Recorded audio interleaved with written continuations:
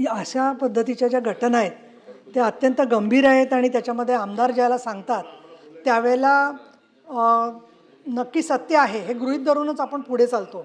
माझा मुद्दा असा आहे याच्यामध्ये की माहेरघर म्हणून योजना आपण इथे केलेली आहे की ज्याच्यामध्ये त्या गरोदर महिला त्यांना आधीच त्यांची जी ड्यू डेट आहे त्याच्या आधीच 5 दिवस राहायची व्यवस्था केली जाते, पैसे त्यांना देण्याची सोय आहे.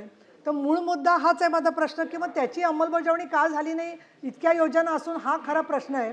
निलंबित करणं, कारवाई करणं हे सगळं होईल. मी पण पालघरला 3-4दा जाऊन आले. महत्त्वाचं मला डॉक्टरशी मी जेव्हा बोलले त्यावेळेला महिला डॉक्टर्सना राहायची व्यवस्थाच नाही आहे मंत्री महोदय तिथे. त्यामुळे सर्व डॉक्टर्स ठाण्याला जाऊन राहतात. त्यांना निवासस्थानाची व्यवस्था नसेल तर ते रात्री राहणार कुठे. याचा अर्थ त्यांनी जे केलं ते अक्षम्यच आहे, त्याच्यात काही प्रश्नच नाही आहे.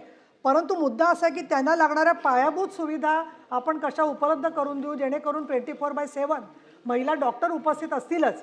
परंतु माझं म्हणणं साधं असं आहे की आदिवासी महिलांसाठी आपल्या ज्या आदिवासी भाषेतच बोलणाऱ्या महिला आहेत त्यांना या योजनांची माहिती जेवढी होईल तेवढं त्या स्वतः तिथपर्यंत पोहोचू शकतील. आणि एक मी थोडक्यात अगदी 2 वाक्यात एक अनुभव सांगते. अशीच घटना मी ज्या खोलात गेले नाही, मुद्दा असा आहे की या आदिवासींना चुकीचं मार्गदर्शन करणारे लोक संघटित आहेत की जे सातत्याने त्यांना या पद्धतीने जाऊ नका, कशाला जाता भगत असतील, त्याच्यात इतरही लोक असतील.